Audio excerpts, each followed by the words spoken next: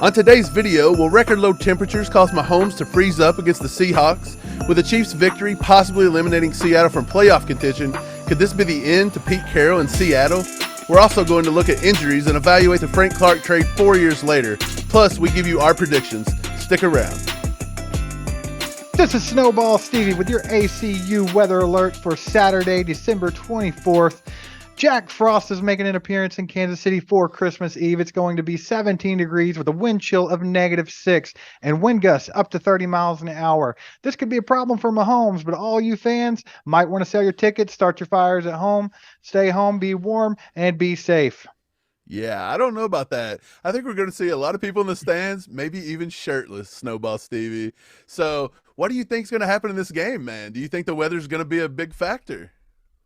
No, I don't, because we're going to do what we always do, and Patrick Mahomes has told us over and over again he can spin it in anything, okay? I don't know. I just don't see it affecting the game much at all. Obviously, it will affect the players individually because it's going to be ridiculously balls cold outside. So we'll see how it does. We'll see how it goes. Yeah, I do think it could affect maybe the receivers. You start getting those cold digits, and you start dropping balls a little bit, start wanting to catch it with your body. Start wanting to catch it like Tyreek up against your chest, you know.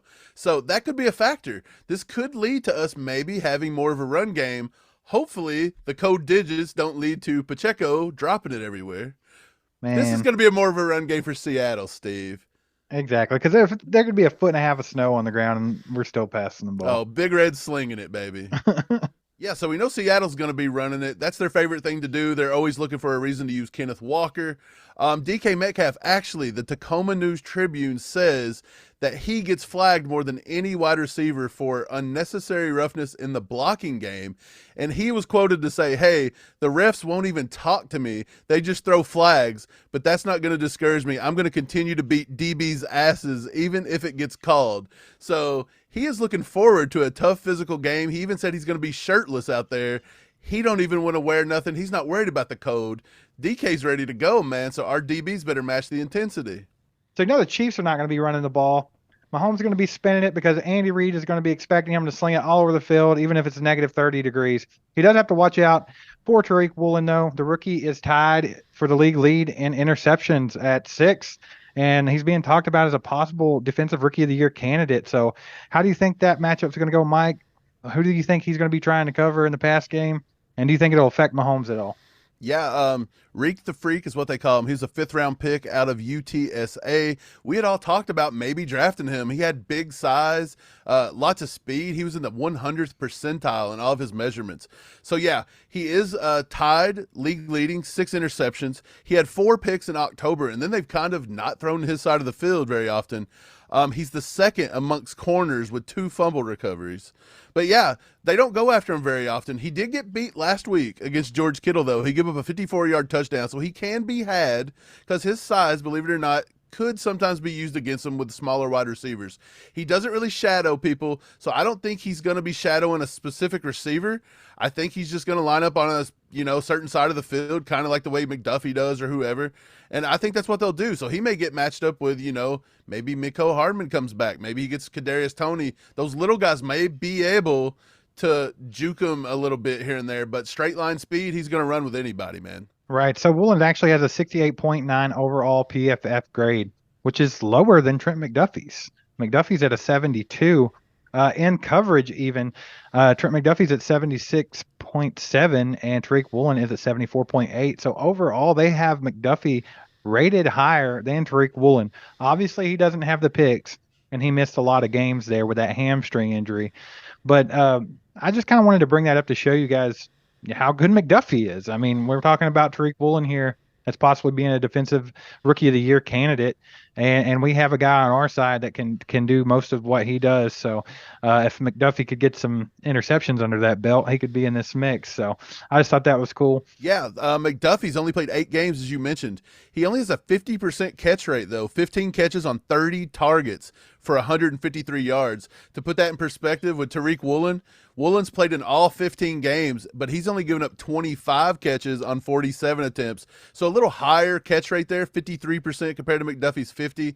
He's also given up 322 yards, and he surrendered 5 touchdowns. So pretty close. We did get one in the first round. They got theirs in the 5th round. We were saying that Tariq Woolen should have been a second round pick, possibly third at the lowest. I don't know how the league misses on this. They missed on DK Metcalf and allowed Seattle to get him in the second round. So Seattle's a good product of just being patient and getting everybody else's mistakes. So we had mentioned Kenny Walker having an ankle injury for the Seahawks, but the Chiefs have some injury concerns themselves. It looks like Chris Jones has got the rest of the defensive line sick, as Mike Dana, Colin Saunders both sitting out today with sickness. And also Deion Bush, safety, he was out sick as well. And then we have Jody Fortson, who's still out with an elbow injury. Is that what it is? Elbow, yeah. So there are some things going on. And of course, we have McCole Hardman still on the IR at the moment. Still haven't heard anything about him coming back off of that yet. Mike, anything that's going to affect this week's game, or do you think it's, No. hey, everybody get better? Yeah, I think it's just about giving them all fluids, getting them back out there. I think Jody Fortson's the only one that's probably going to miss the game. I do think they will activate McCole Hardman off the IR. When we look at this, the Seahawks, their safety, Ryan Neal, he set out practice with a knee injury. Noah Fant, who they got in the Russell Wilson trade, he's out with a knee injury.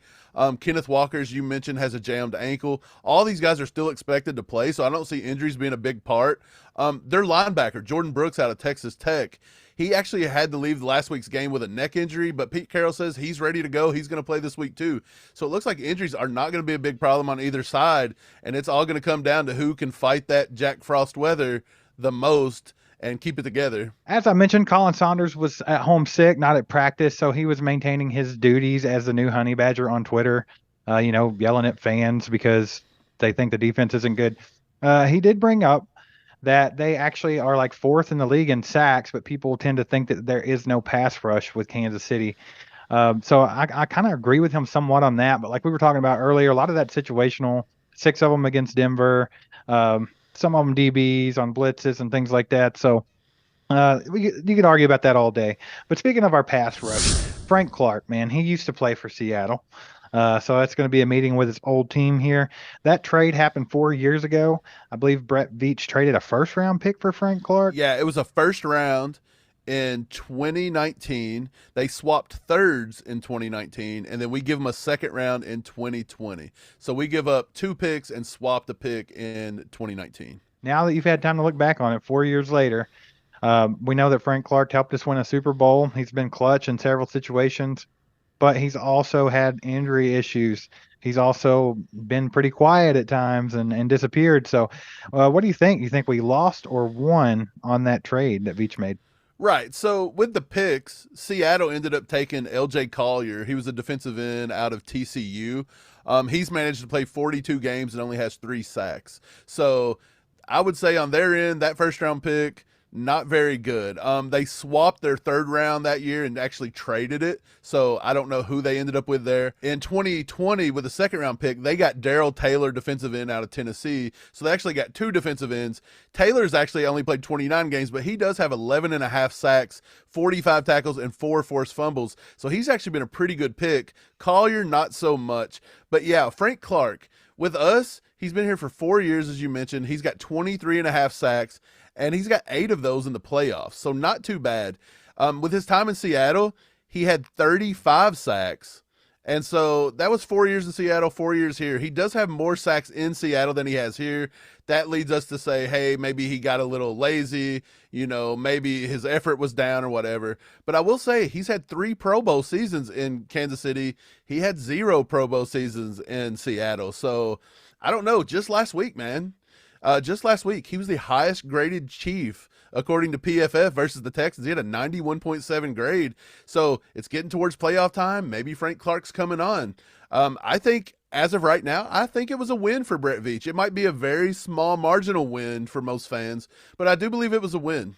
A lot of people think that's one of the worst moves Brett Veach ever made. And there are times when Frank Clark, like I said, he tends to disappear and you don't think about him. You think he's just not showing up. But I mean, overall, Frank Clark is really good. He's solid. And like you said, he's clutch and he's going to be here around playoff time because that's what Frank Clark does. But he has battled injuries. And I think that's where people are having a misconception thinking that he hasn't been able to produce. But Frank Clark battled a lot of injuries. He had some neck issues last year and some things like that. Some things that are touch and go. You got to be careful with. So, I mean, just letting him battle through all that and get back. He lost all that weight in the off season, gained a lot of speed. So, I mean, Hey, I think he's battled a lot of legal issues. yeah, there's been a lot going on with Frank, and I think that he's maintained pretty well, and I would consider it a win. Okay, so with all that said and done, we had mentioned before that this could be Pete Carroll's last game in Seattle. They may be looking, if they miss the playoffs, to get rid of him. So are we going to end Pete Carroll's career, Steve? What do you think? What's your prediction this week? I don't think they're going to end Pete Carroll's career per se. He might not coach after this year, but it's not because the Chiefs beat them this weekend. Not saying the Chiefs won't win, because I do have them winning the game, but I do have it at 28-24, Kansas City. I refuse to give them more than 30 points, and I refuse to give them any kind of a solid win because, I did it just to spite Bengals fans and made up some crazy number. And then I also picked them to blow out Denver and the Texans. I'm not doing it no more. Don't even care. Like, even if it's halfway joking and it's kind of tongue in cheek, I'm not even going to do it because I'm not going to. But yeah, 28-24. I'll say Mahomes is the MVP with 3 passing touchdowns. What about you? Yeah, I'm with you. I'm not going to make it a blowout. I don't think it is a blowout. I honestly think Seattle could win this game, and I'm going to tell you why. It's cold. It's going to be a grinded out game. Our guys do not have mental toughness. They've yet to show me they're mentally tough. They're in a struggle like we've never seen before. Like, this is struggle bus central over here in Kansas City. And their heads may be somewhere else.